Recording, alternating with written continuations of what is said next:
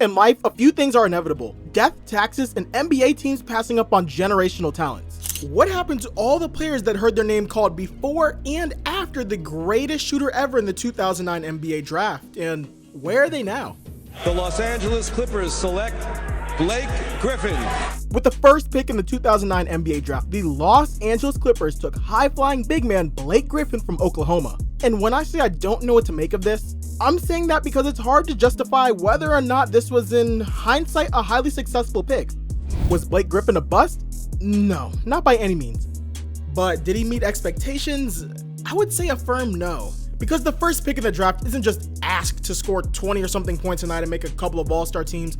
No, first picks are tasked with lifting a franchise into contention on a year in and out basis. You know, the Lob City era in LA with CP3, DeAndre Jordan, and Blake & co. never even got to a conference finals despite all the talent that they had. I thought, and I really thought, that in 2015 it was going to be their year. They beat the defending champion Spurs in the first round convincingly. And then they were up 3-1 to a young James Harden-led Rockets team in the semifinals.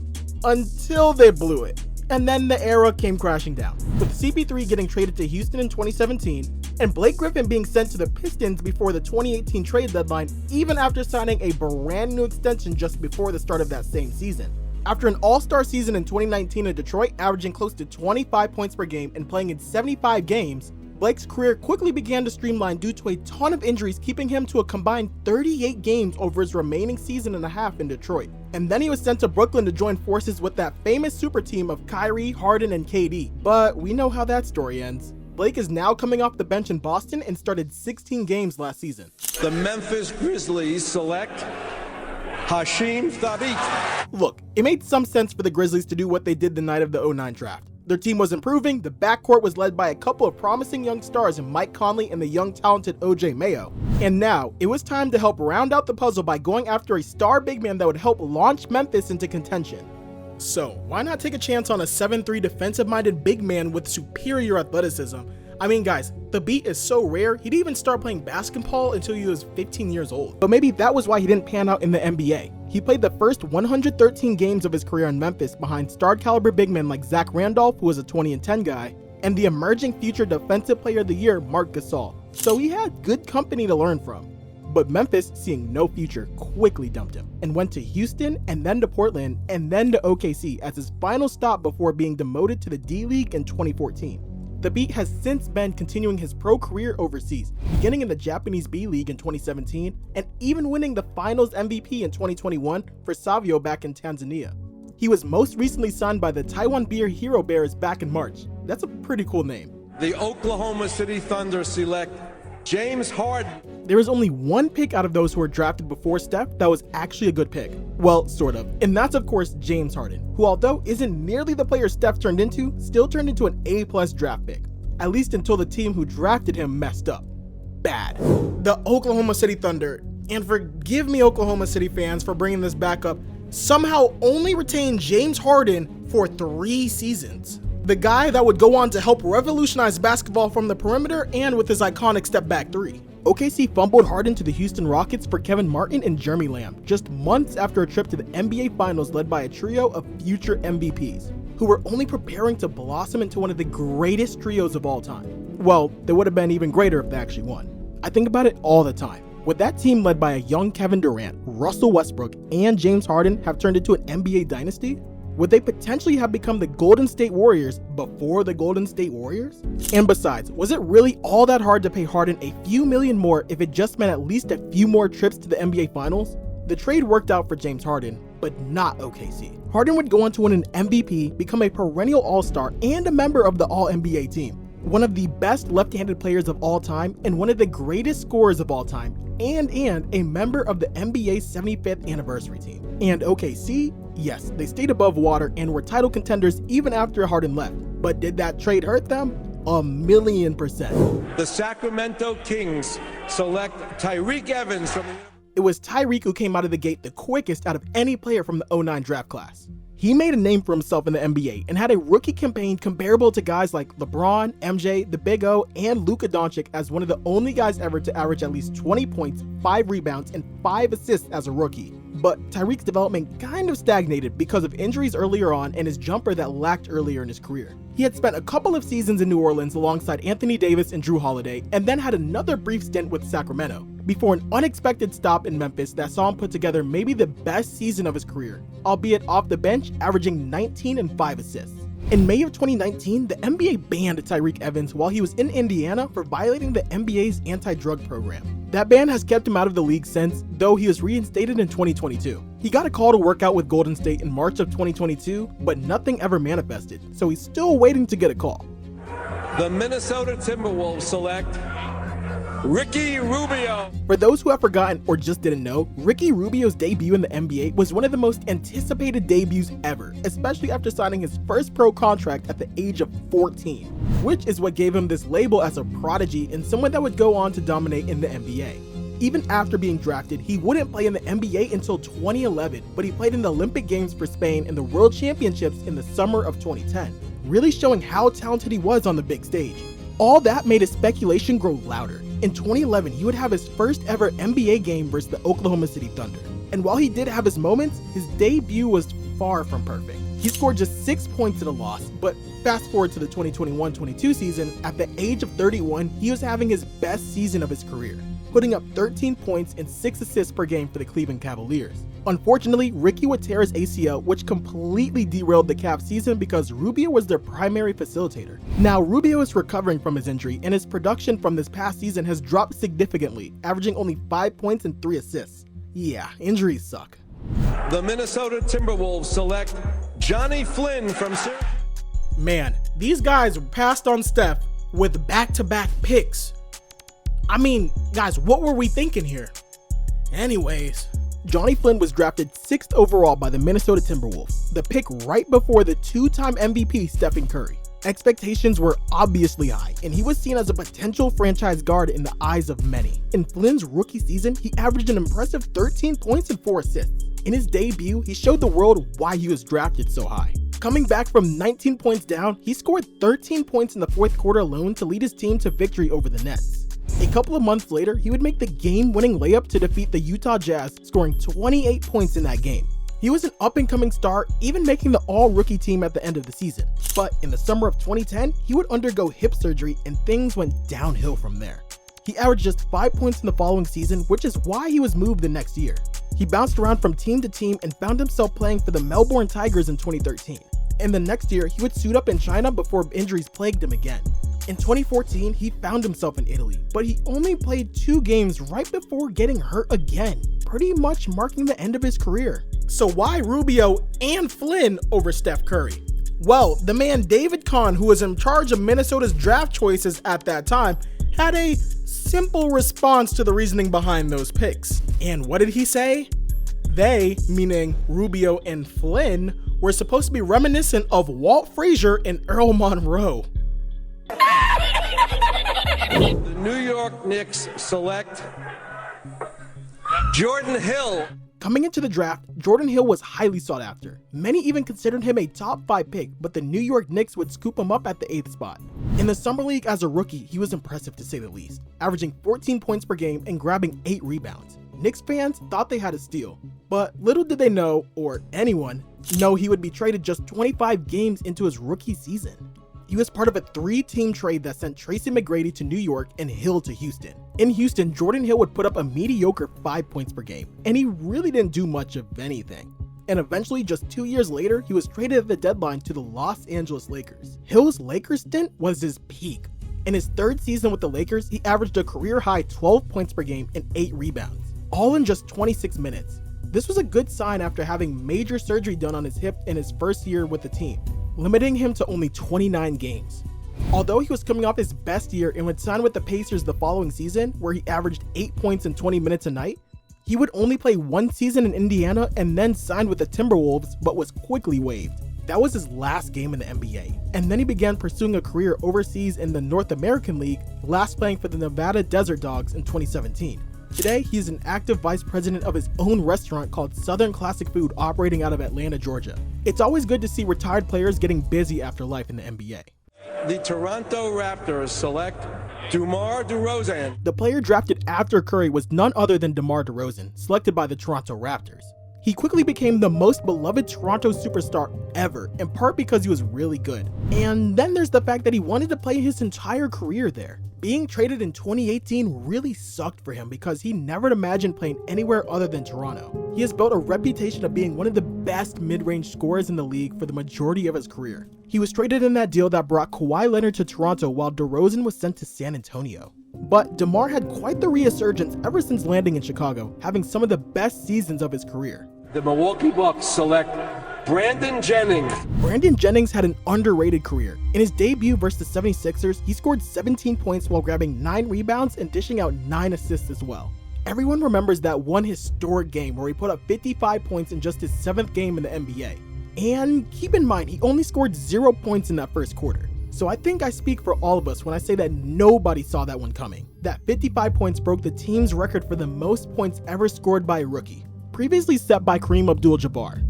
Yeah, back then rookies were just casually dropping 50 points. Jennings started all 82 games for the Bucks and led them to their first playoff appearance in 4 years, even after that impressive rookie season where he finished 3rd in Rookie of the Year voting. After that, the Bucks would repeatedly miss the postseason. As a result, he was bounced around the league from team to team. He did have his moments, but injuries would strike and hold him back from the potential he once had. He would return to the Bucks in 2018, but was later waived. That was the end of his NBA career. All in all, he will always be remembered for being the first high school player to go pro in Europe, so that counts as something. The New Jersey Nets select Terrence Williams. Terrence Williams was drafted by the New Jersey Nets and was signed to a 4-year contract. He was an extremely versatile player who had athleticism, could defend, and also pass. He recorded his first triple-double on April 9, 2010, putting up 27 points, 13 rebounds, and 10 assists.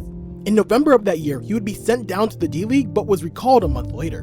On December 15th, he was traded to the Houston Rockets but was waived just 2 years later. His career was looking pretty shaky, although he would sign a 10-day contract for the Kings and be signed for the remainder of that season. He was on another team that following year, that team being the Pistons, which again he was waived by. He would later sign with the Guangdong Tigers in China and left a season later.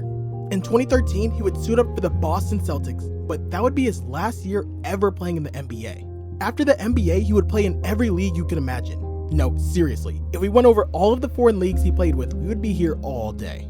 After he ended basketball for good, he would go down a dark path, and in 2022, he was arrested for health fraud and wire fraud, and faces a minimum of 20 years behind bars. Wow, talk about a downhill spiral. The Charlotte Bobcats select Gerald Henderson. Gerald Henderson was selected by the Charlotte Bobcats, and in his second season, he would have a pretty good year despite his team missing the playoffs. He averaged 15 points, 4 rebounds, and 2 assists per game. In March of 2013, he would score a career-high 35 points, and even match that total 17 days later. That summer, the Bobcats would resign him, but he was traded a year later to the Trailblazers. The next year, he would sign with the 76ers and ended up being waived by them the following season. In 2017, Henderson underwent a procedure on his hip and missed that entire season. The next offseason, he attempted to make a comeback after having a 3rd procedure done on his hip. He worked out for several teams, but sadly, he would tear his Achilles in a pickup game. And that would be the end of his career, officially retiring in 2019. The Indiana Pacers select Tyler Hansbrough. Hansbrough struggled at the very beginning of his career. He was limited to only 29 games due to injuries, which included struggles with vertigo. He was a solid player for the Pacers, averaging a little over 11 points, so he was nothing special, but the man could play. He would sign with Toronto the next year, and Charlotte in the year after that. He would go on to play 1 season in the D-League before moving to China to play for the Tigers. He would spend the rest of his career playing b-ball in China before starting his broadcasting career in 2021. Nice. The Phoenix Suns select Earl Clark from... Though he had promising expectations early, Earl Clark, after being drafted by the Phoenix Suns, would eventually be sent down to the D-League after only averaging a little under 3 points per game. In 2010, he would be traded to the Magic, but when the NBA lockout happened, he would be playing in China for the Lions. But after not appearing in a game, he would then have to leave the team and resign back with the Magic later. The next year, he would be traded to the Lakers, and in January of 2013, he had a breakout night, putting up 22 points and 11 rebounds against the Spurs. He normally didn't receive any minutes, but when Dwight Howard, Pau Gasol, and Jordan Hill were sitting for LA, he would finally get his chance. That performance showed signs of something great. He had 3 double-doubles over 6 games and was even named the official starter even when Pau Gasol returned from injury. However, when March came around, the success didn't last. resulting in the head coach replacing him with Gasol for good. After that, he bounced around to several D-League teams, and in 2023, he signed with the BSN, a Puerto Rican basketball club. The Detroit Pistons select Austin Daye. Unless you are a basketball fanatic, you've probably never heard of Austin Daye. The Gonzaga product was known as a valuable two-way threat, but he never topped more than 8 points in a game in a season. One of his strengths was his defense, and, well, he wasn't amazing on that end of the floor either. In 2013, he was traded to the Grizzlies, and after not doing much there, he signed with the Raptors the following summer. Things didn't change for Daye, they only got worse. His points, his overall efficiency dipped, and so did his minutes. At the trade deadline in 2014, he was sent off to the Spurs. Luckily for him, this was the year that they beat the Miami Heat in the NBA Finals, though he only played 6 total minutes in the postseason and never scored. But a ring is a ring, right? A year later, he signed a 10-day contract with the Atlanta Hawks, but as expected, he was waived by the end of the year. That would be his last game in the NBA. In 2015, he would have a resurgence in his basketball career when he picked up his career in Turkey, averaging 21 points and 9 rebounds, which resulted in him being voted an All-Star later in 2017. In 2018, Daye won his first championship outside of the NBA, winning the series 4-3, and was named the LBA Finals MVP. Today, he recently signed with another club in Italy back in March. So he actually had a very eventful career overseas. The Chicago Bulls select James Johnson from... James Johnson was drafted by the Chicago Bulls. At the beginning of the year, he was sent down to the D-League and was brought back shortly after. The next season, he was traded to the Toronto Raptors. In the following year, he was traded again to the Sacramento Kings. On December 28th of that season, he hit a game-winning 3 against the New York Knicks. So there's that. But he would sign with the Atlanta Hawks before being waived that year.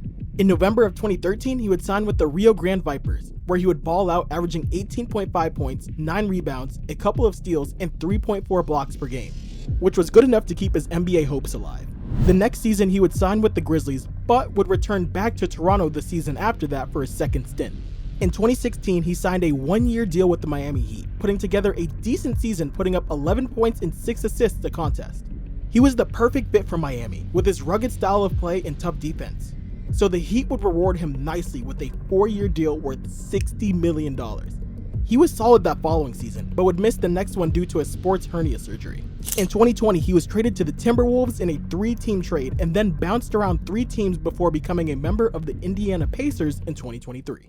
The Philadelphia 76ers select Drew Holiday. Finally, we stumbled upon someone who's had a better career than most expected. Drew Holiday's been elite at what he does for a while now. This past season, he was named an All-Star and made an All-Defensive team in the process, officially announcing himself as one of the top 2-way talents in the entire league.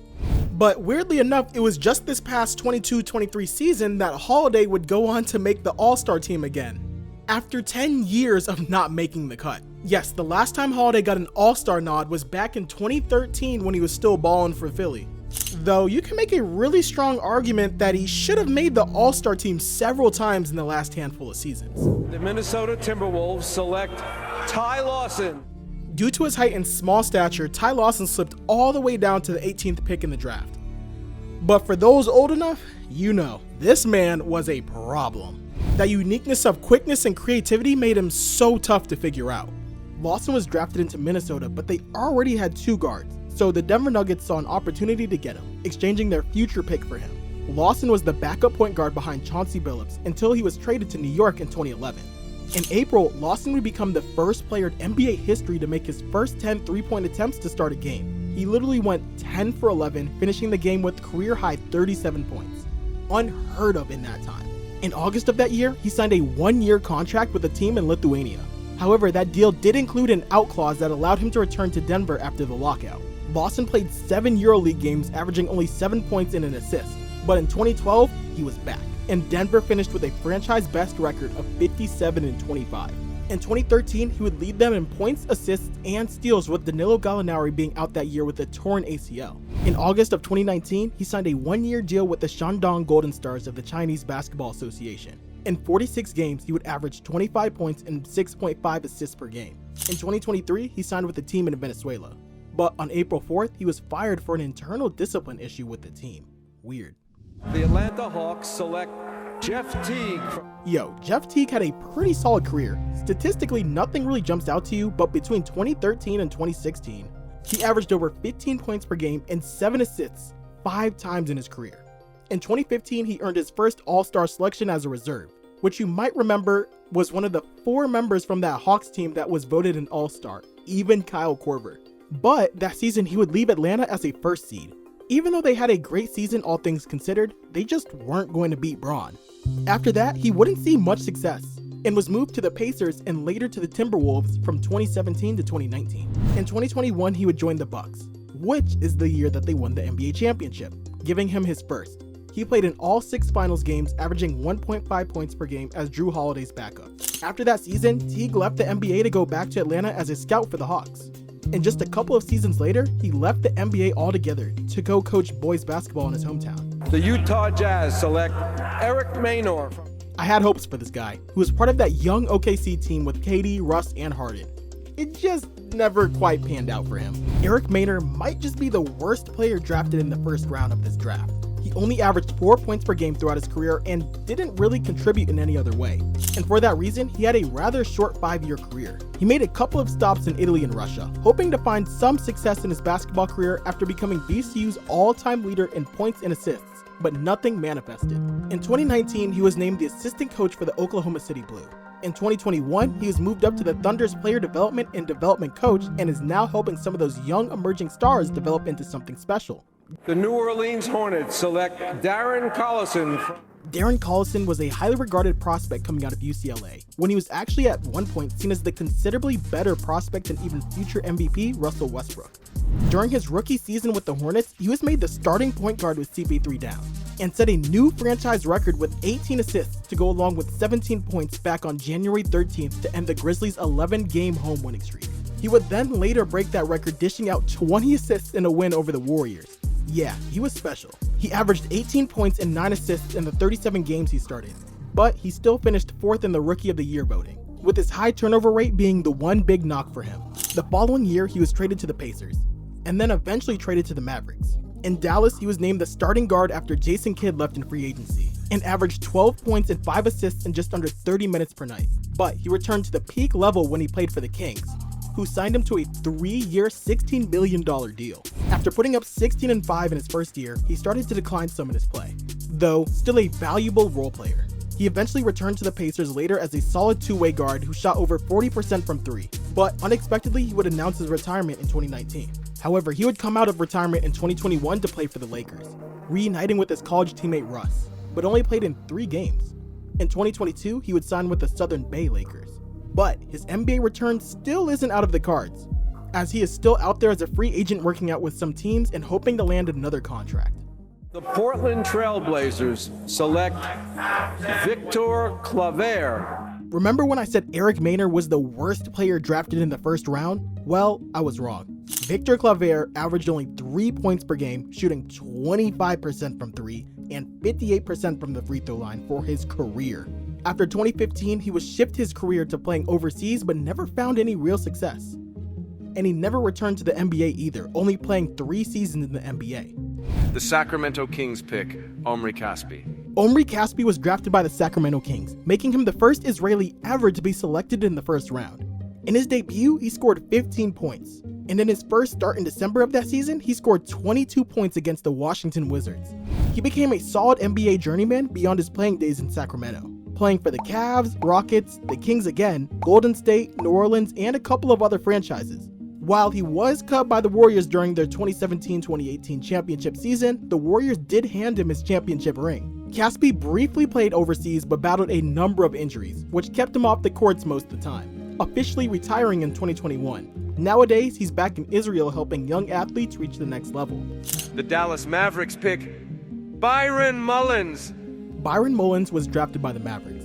His draft rights were then traded to the OKC Thunder. Fast forward, during the 2011 lockout, he signed with the Athens, a team in Smyrna. However, he left just a month later, saying he wanted to join his Oklahoma City teammates for practice sessions. In 2011, he was traded to the Bobcats. And on January 6th of 2012, he would have his breakthrough game, putting up 21 points against the Hawks.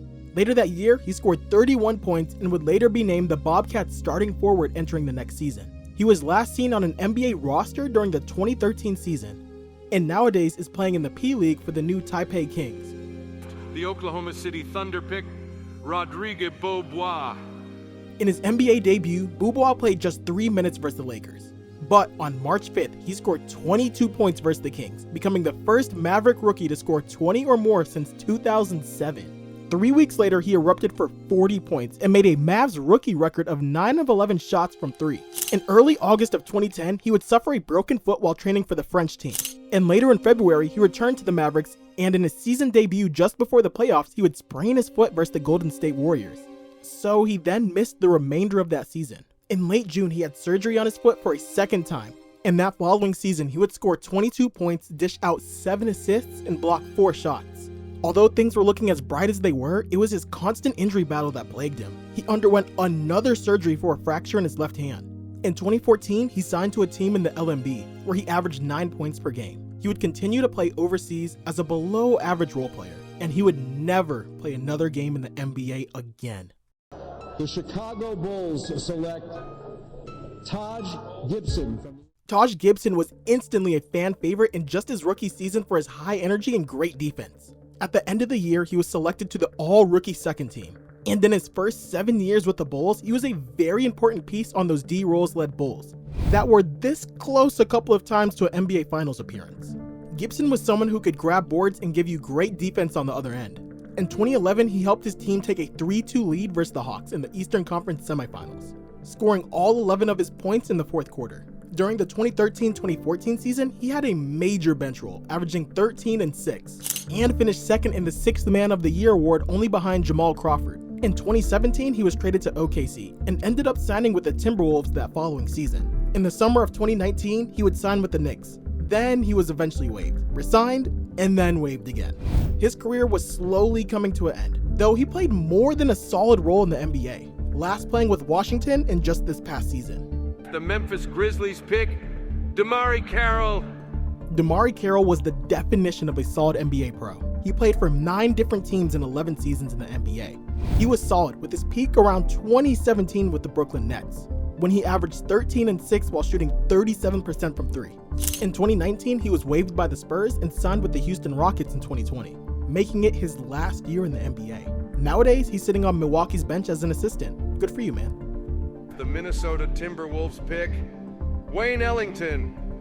Wayne Ellington was kind of like DeMarre Carroll, in the sense that he was very solid, but Ellington probably did have the better career. He made his mark in the NBA as a 3-point sniper, shooting 38% or better in 7 seasons. He last played in the NBA in 2022 with the Lakers, and is currently still out there looking for another team to sign him.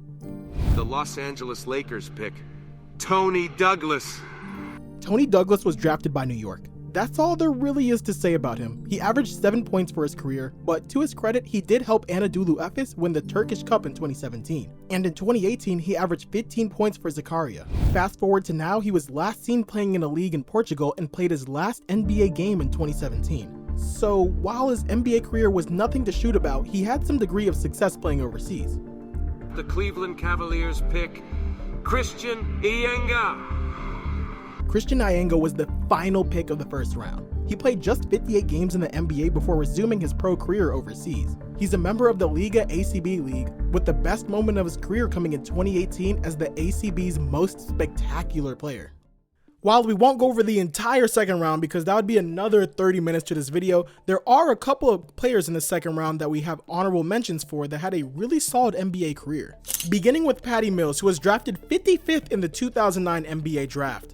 The Portland Trailblazers select Patrick Mills.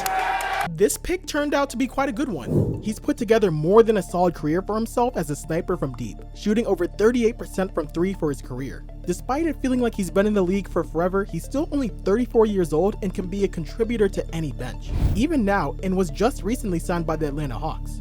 His best days certainly came as a San Antonio Spur. Kind of the same with Danny Green, who was drafted 46th by the Cavaliers. He and Patty Mills both were at their very peaks when they were on the Spurs. Heck, ask any Heat fan about the time Danny Green turned into a better version of Ray Allen in those finals back in the day. And then we have Jody Meeks, who was selected 41st overall by the Bucks. Although he last played in 2017, don't forget that he was a good role player for the Lakers in 2012, putting up 15 points while shooting an elite 40% from 3. But Marcus Thornton arguably had a higher peak than Mills, Green, and Meeks. Thornton averaged 14 points in his rookie season and 18 in his third season. After that, his career derailed, and he last suited up in 2016. He once had much promise to his career as a young player for the Kings, much like Tyreke Evans.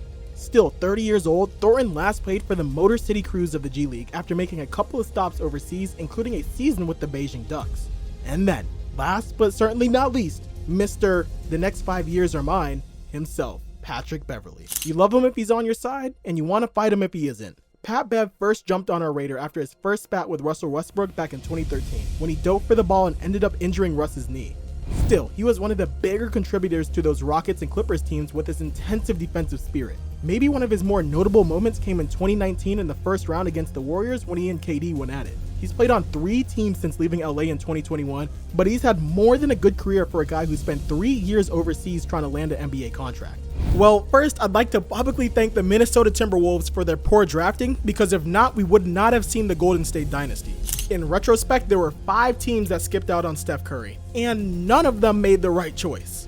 The Clippers with Blake never reached their great potential. The Thunder fumbled the bag with James Harden. The Kings were never sold on the promising Tyreke Evans. And the Timberwolves, don't even get me started. Blake turned out good, Harden became an all-time great, and the rest became afterthoughts. But the moral of the story is that Steph Curry would have been the answer for all 6 of those teams. And the 6 players that went ahead of Steph Curry never came remotely close to being better than Steph. But then again, you can say that about any all-time great player in any draft class. Same with another rising all-time great, Nikola Jokic, who just so happened to be drafted 41 picks later. Some of those picks were downright shocking, but I'll let you find out all about it in this video right here.